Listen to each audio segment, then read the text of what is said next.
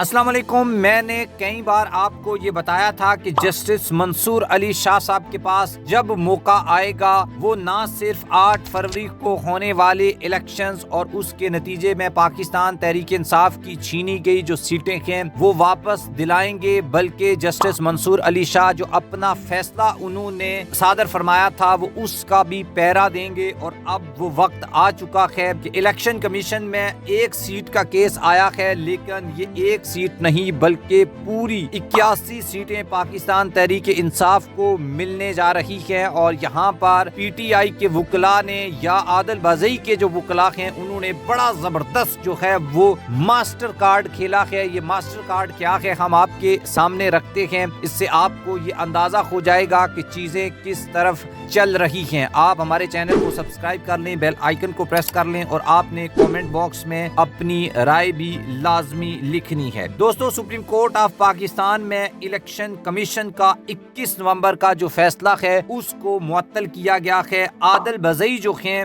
یہ بیسیکلی پاکستان تحریک انصاف کے رکن اسمبلی تھے، اور یہ عمران خان کی تصویر کے اوپر عمران خان کی تصویر لگا کر یہ الیکشن لڑے تھے، اور پاکستان کے عوام نے دل کھول کر ان کو ووٹ دیے اور یہ ایم این اے منتخب ہو گئے۔ اس کے بعد یہ پاکستان تحریک انصاف یا سنی اتحاد کونسل کا حلف نامہ انہوں نے سبمٹ کیا، لیکن ایک اور حلف نامہ بھی ان کا بنایا گیا اور اس میں ان کی شمولیت جو ہے وہ مسلم لیگ نون کے کھاتے میں ڈال دی گئی۔ اب عادل بازئی جو ہیں وہ یہ کہتے ہیں کہ اصل میں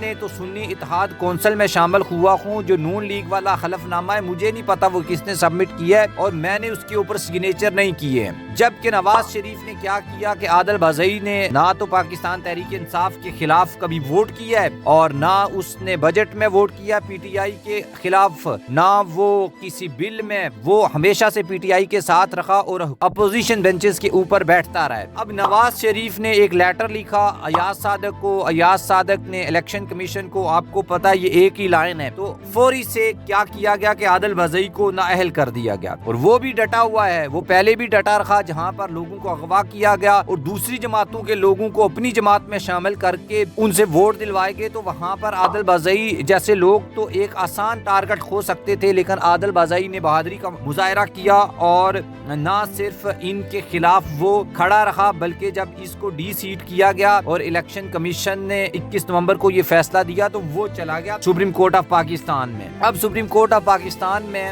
جسٹس منصور علی شاہ کی سربراہی میں 3 رکنی بینچ نے اس کیس کا فیصلہ کرنا تھا، تو جسٹس عقیل عباسی اور جسٹس عائشہ ملک اس بینچ میں شامل ہیں۔ اب انہوں نے الیکشن کمیشن کو بلا لیا ہے۔ اس کیس میں 3 بڑے امپورٹنٹ پوائنٹ ہیں۔ پہلا امپورٹنٹ پوائنٹ یہ ہے کہ الیکشن کمیشن کو یہ کس نے اختیار دیا ہے کہ وہ سول معاملہ جو چل رہا ہو کورٹ میں اس کے اوپر کوئی فیصلہ صادر فرمائے۔ دوسرا اس میں اہم سوال یہ ہے کہ الیکشن کمیشن کا جو دائرہ اختیار ہے اس کو جسٹس منصور کہتے ہیں کہ اب میں نے طے کر رہا ہے، کیونکہ انہوں نے پہلے 81 جو سیٹیں پی ٹی آئی کو جسٹس منصور علی شاہ کی سربراہی میں 8 رکنی بینچ نے دی تھی، اب جسٹس منصور علی شاہ جو ہیں اس فیصلے کے اوپر عمل درآمد کروانے جا رہے ہیں۔ اور اس حوالے سے جو ڈیولپنگ سٹوری وہ یہ ہے کہ عادل بازئی نے جسٹس منصور کو یہ کہہ دیا کہ آپ نے وہ جو فیصلہ دیا تھا سنی اتحاد کونسل والا میں تو اس کے اوپر ڈیپینڈ کرتا ہوں، اگر تو میرا اس آپ کے فیصلے پہ عمل ہو گیا تو مجھے انصاف مل جائے گا، اگر نہیں ہوا تو پھر مسئلے ہو جائیں گے۔ اس کے اوپر جسٹس عقیل عباسی نے کہا وہ تو کہتے ہیں کہ ہم ترمیم لے آئے ہیں، اب اس کے اوپر عمل درآمد نہیں ہو سکتا، تو اس کے بعد وہ کہتے ہیں کہ نہیں میں پھر بھی اسی کے ساتھ ہوں، آپ اس کے اوپر عمل درآمد کروائیں۔ تو اب یہ سچویشن ہے، تو اب الیکشن کمیشن کو 36 گھنٹے کا الٹیمیٹم دیا گیا ہے۔ 12 دسمبر کو دوبارہ اسی آئینی بینچ نے ان کو طلب کیا ہے، مطلب صبح ان کو طلب کر لیا گیا ہے الیکشن کمیشن کو، اور الیکشن کمیشن آ کر جسٹس منصور کو یہ بھی بتائے گا کہ آپ نے اس فیصلے کے اوپر عمل نہیں کیا تھا، اور یہ بھی بتائے گا کہ آپ کو کس نے یہ حق دیا ہے کہ آپ سول کورٹ کے زیر التوا معاملے پر نوٹس لے سکتے ہیں، اور آپ کو سول معاملات کا فیصلہ کرنے کا اختیار کس نے دیا ہے یہ بھی آ کر بتائیں ذرا۔